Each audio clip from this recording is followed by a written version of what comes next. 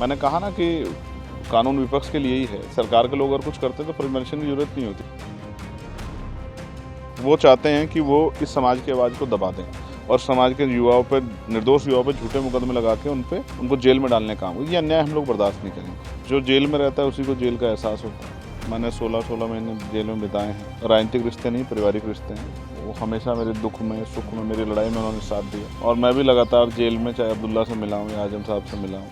देखिए, सम्राट मिहिर भोजी के सम्मान में एक पंचायत का आयोजन किया गया था, जिस पंचायत को परमिशन नहीं दी गई। हालांकि मैंने कहा ना कि कानून विपक्ष के लिए ही है। सरकार के लोग अगर कुछ करते तो परमिशन की जरूरत नहीं होती। मैंने तो चुनाव के समय में बड़ी बड़ी पंचायतें होती देखी हैं, आचार संहिता लगी हुई थी, लेकिन नहीं हुई पंचायत। और हमारे पार्टी के राष्ट्रीय महासचिव हैं भाई रविंद्र कुमार भाटी जी, जो हमारा बहुत बड़ा फेस है, हमारे बड़े नेता हैं, उनको पुलिस ने सरकार के इशारे पर जेल में बंद कर दिया, उनको और उनके साथियों को, जिसमें उनके 2 दर्जन से ज़्यादा साथी हैं।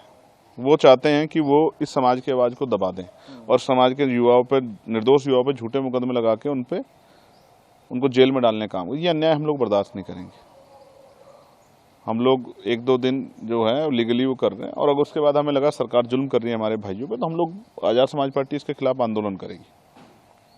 अपने भाइयों पे जो झूठे मुकदमे, अगर वो मुकदमे सरकार ने वापस नहीं लिए, जो गुजर समाज के हमारे भाई हैं जिन पर मुकदमे किए गए मेरठ में, वापस नहीं लिए, और हमारे नेताओं को और तमाम जो गुजर समाज के नौजवानों को पकड़ा गया, अगर उनको नहीं छोड़ा गया, तो एक बड़ा आंदोलन हम लोग गएंगे। और मैं बहुत जल्द उनसे मिलने के लिए जाऊँगा मेरठ में, मेरठ जेल में उनसे मिलने जाऊँगा, पहुँचूँगा, उनके साथ तकलीफ़ों को सुनूँगा, और अगर सरकार जो है इस तरह का जुल्म करेगी तो फिर जवाब देंगे, उसका आंदोलन करके जवाब देंगे। दादी के हाथों का जादू और खुशबू से महकता घर, माँ की मुस्कुराहट और खाने की सुगंध। MDH गरम मसाला, क्योंकि हर रिश्ता है स्वाद से जुड़ा। शेखर जी, 23 महीने बाद समाजवादी के जो नेता हैं आजम खान, वो जेल से रिहा हुए हैं, कैसे देखते हैं, क्या करें? पहली बात देखिए, सबसे पहले तो बड़ा अच्छा दिन है। मैं माननीय न्यायपालिका को जो है बहुत धन्यवाद दूंगा, और एक ही लाइन से पहले उनके लिए मंगल कामनाएं करूंगा, अच्छे स्वास्थ्य की और दीर्घायु होने की। जो जेल में रहता है उसी को जेल का एहसास होता है। मैंने 16 महीने जेल में बिताए हैं, और किस तरह का, जब आप सरकार के खिलाफ जेल में हो, जब सरकार आपके खिलाफ हो, तब किस तरह की परेशानियों का सामना आपको करना पड़ता है, ये भी किसी छिपा हुआ नहीं। तो जिस तरह मैं 16 महीने जेल में रहा, सरकार के खिलाफ लड़ाई लड़ते हुए, उसी तरह से आजम साहब जो हैं, क्योंकि उन्होंने सरकार के खिलाफ लड़ाई लड़ी, और उनका एक बड़ा अपराध जो मुझे नज़र आता है वो ये है, हालांकि मुकदमे तो उनके ऊपर बहुत सारे हुए हैं, कि उन्होंने यूनिवर्सिटी बनाई है।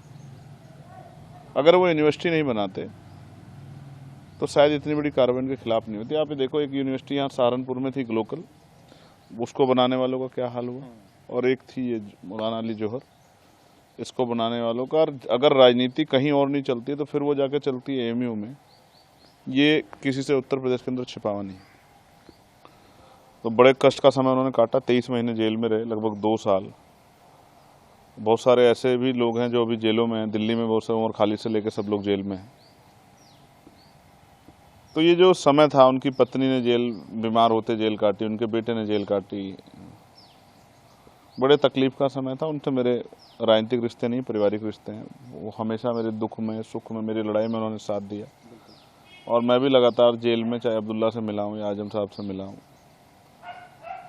या उनके घर परिवार में जो है, उनकी जो पत्नी है तंजीम फातिमा जी, उनसे जो है मेरी मुलाकात हुई। और जिस तरह उन्होंने मुझसे दर्द बयां किया था, और उन्होंने मुझसे कुछ नहीं, बस यही कहा कि आप कोशिश कीजिए, प्रार्थना भी कीजिए, और पार्लियामेंट में भी कोशिश कीजिए कि आवाज़ उठे। तो मैंने पार्लियामेंट में हमेशा, जब भी अवसर आया, तो मैंने आजम साहब को, जो झूठे मुकदमे लगा के जेल में डाला गया, ये आवाज़ उठाई, और मीडिया के माध्यम से भी, प्रोटेस्ट में भी अपनी बात को रखा। तो आज मैं बड़ा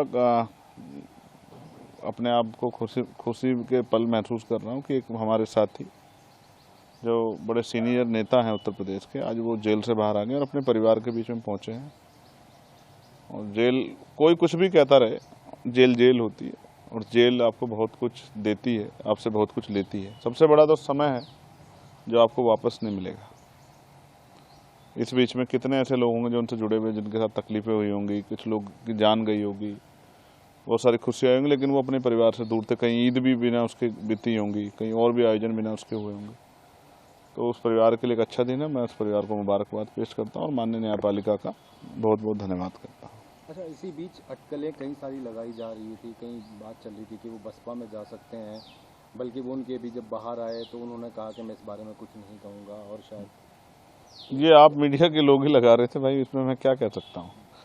ये तो सूत्रों का जो काम है ये मीडिया के हवाले से है, और मीडिया चाहे किसी को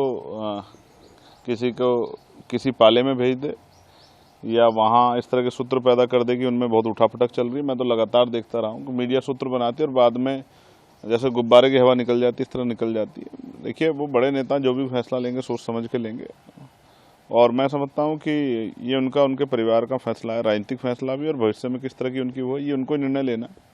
मेरे उनसे राजनीतिक रिश्ते नहीं, पारिवारिक रिश्ते हैं, वो हमेशा रहेंगे। वो कहीं रहें, किसी दल में रहें, किसी परिस्थिति में रहें, जब भी उनके ऊपर कोई आंख उठेगी तो मैं अपनी लड़ाई, मैं भाई होने के नाते अपनी लड़ाई को लड़ूंगा, उनके लिए खड़ा हूँगा। ये है सीक्रेट रेसिपी MDH का जीरा सिर्फ जल्दी